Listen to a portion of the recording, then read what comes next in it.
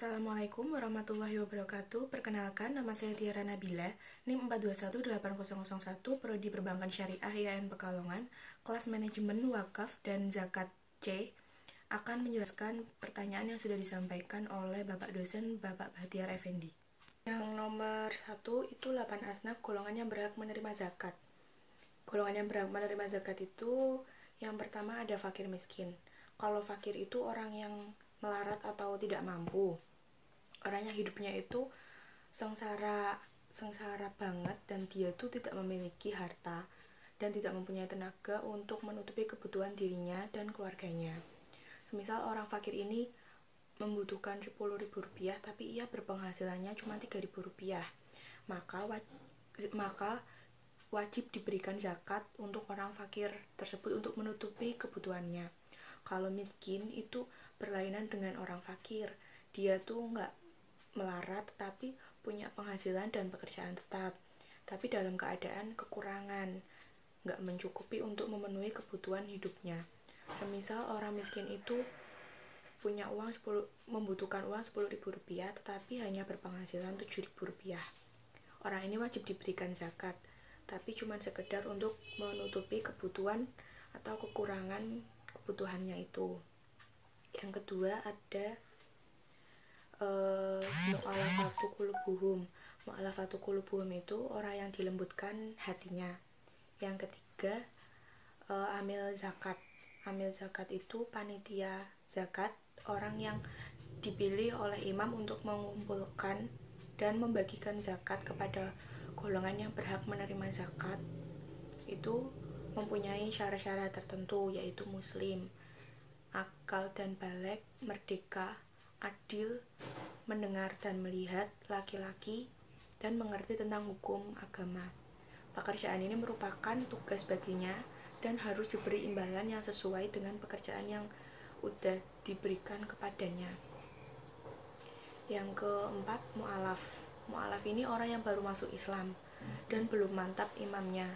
Mu'alaf juga terbagi atas 3 bagian. Orang yang masuk Islam dan hatinya masih bimbang, maka ia harus didekati dengan cara diberikan kepadanya bantuan berupa zakat. Orang yang masuk Islam dan ia mempunyai kedudukan yang terhormat, maka diberikan kepadanya zakat untuk menarik yang lainnya agar masuk Islam, dan diberikan zakat ia akan memerangi orang kafir atau mengambil zakat dari orang yang menolak mengeluarkan zakat. Yang kelima, rikob. Rikob ini hamba sahaya atau budak yang ingin memerdekakan dirinya dan majikannya dengan tebusan uang. Dalam hal ini mencakup juga membebaskan seseorang muslim yang ditawan oleh orang-orang kafir dan membebaskan atau menebus seorang muslim dari penjara karena tidak mampu membayar diat. Yang keenam, ghorimin. Ghorimin itu orang yang berhutang karena untuk kepentingan pribadi, bukan karena untuk maksiat dan tidak sanggup membayarnya. Orang ini sepantasnya dibantu dengan diberikan zakat. Adapun orang yang berhutang juga untuk memelihara persatuan umat Islam atau berhutang untuk kemaslahatan umum seperti membangun masjid, yayasan Islam, itu dibayar utangnya dengan zakat walaupun ia mampu membayarnya. Kemudian yang ketujuh, fisabilillah. Fisabilillah itu orang yang berjuang di jalan Allah tanpa gaji dan imbalan demi membela dan mempertahankan Islam dan kaum muslimin. Dan yang terakhir, Ibnu Sabil.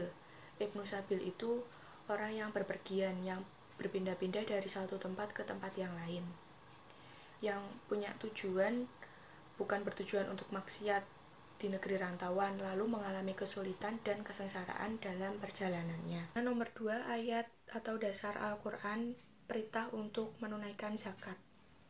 Terdapat pada surat At-Taubah ayat 103 yang berbunyi, Khudz min amwalihim shadaqatan tutahhiruhum wa tuzakihim biha, yang artinya ambillah zakat sebagian dari harta mereka. Dari zakat tersebut engkau telah membersihkan dan mensucikan mereka. Ayat yang kedua berbunyi, wa aqimus sholata wa atuz zakata wa arka'u ma'ar raki'in. Artinya, dirikanlah sholat, tunaikanlah zakat, dan rukuklah beserta orang-orang yang rukuk. Quran Surat Al-Baqarah ayat 43. Nomor 3 itu ada zakat. Pengertian tentang zakat profesi dan zakat perusahaan beserta ketentuan nisab dan haulnya. Profesi termasuk salah satu zakat mal yang hukumnya wajib dikeluarkan oleh umat Islam yang mampu dan sudah memenuhi syarat. Memberikan keterangan bahwa zakat profesi disebut juga dengan zakat penghasilan. Jadi zakat profesi ini dapat diartikan sebagai zakat harta yang dikeluarkan berdasarkan pendapatan yang didapatkan oleh seseorang tersebut.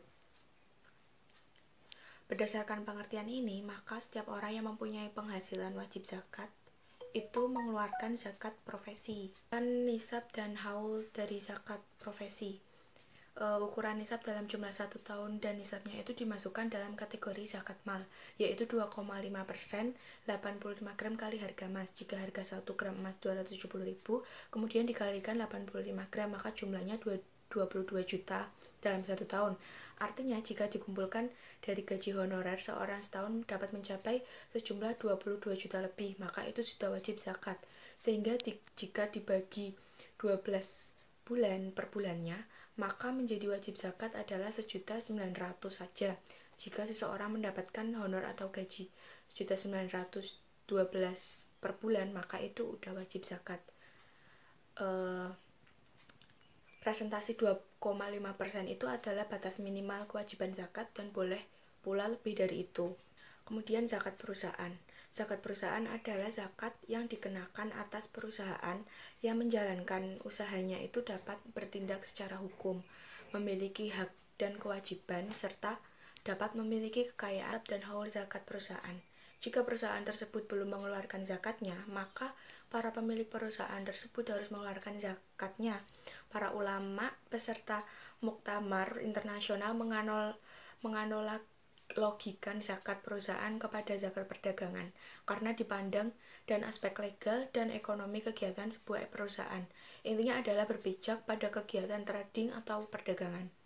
Oleh karena itu, nisabnya adalah sama dengan nisab zakat perdagangan, yaitu 85 gram emas. 4. Potensi zakat yang ada di Indonesia. Basnas sebagai lembaga yang mengkoordinir Badan Amil Zakat ini menyampaikan bahwa potensi zakat di Indonesia sudah mencapai ratusan triliun. Contohnya pada zakat perusahaan itu 9,17 triliun, zakat pertanian 19,79 triliun, zakat peternakan 9,51 triliun, zakat uang 58,79 triliun, dan zakat penghasilan itu ada 139 triliun. Nomor 5, teknologi penghimpunan dan pendayagunaan zakat di masa pandemi. Ini, pembayaran secara online itu sangat disarankan selama pandemi COVID-19 ini. Yang pertama, zakat muslim itu dikelola Badan Amil Zakat atau Basnas. Tidak ada perbedaan pembayaran zakat antara sebelum di masa pandemi dan sesudah pandemi. Syarat dan ketentuannya itu juga berlaku. Setiap muslim wajib membayar zakat. Cara pembayaran zakat secara daring itu melalui situs resmi pembiayaan, melalui perusahaan vintage, transfer bank, penyaluran PayPal. Kemudian yang kedua, dokter dan pasien pun mendapatkan atau menerima zakat dalam bentuk peralatan dan perlengkapan dalam merawat pasien COVID-19. Zakat online atau zakat tanpa tatap muka ini sudah dilakukan dari 1 dekade terakhir ini dan itu sudah sangat berkembang. Perusahaan e-commerce pun juga sudah menerapkan atau menyediakan pembayaran zakat secara online ini. Yang terakhir, nomor 6, tugas dan fungsi Basnas menurut UU Zakat. Kedudukan Basnas dalam pasal 12 merupakan lembaga yang berwenang melakukan tugas pengelolaan zakat ini secara nasional. Sedangkan fungsi dan tugas dari Basnas ini menyusun pedoman pengelolaan zakat. Sesuai dengan ketentuan peraturan perundang-undangan, Basnas melaporkan hasil pelaksanaan tugasnya ini secara tertulis kepada Presiden melalui Dewan Menteri dan kepada Dewan Perwakilan Rakyat Republik Indonesia, paling sedikit 1 kali dalam 1 tahun. Basnas juga merupakan lembaga yang berwenang melakukan tugas pengelolaan zakat secara nasional untuk membantu Basnas dalam pelaksanaan pengumpulan, pendistribusian, dan pendayagunaan zakat, masyarakat dapat membentuk lembaga amil zakat atau LAS. Zakat wajib didistribusikan kepada mustahik sesuai dengan syariat Islam.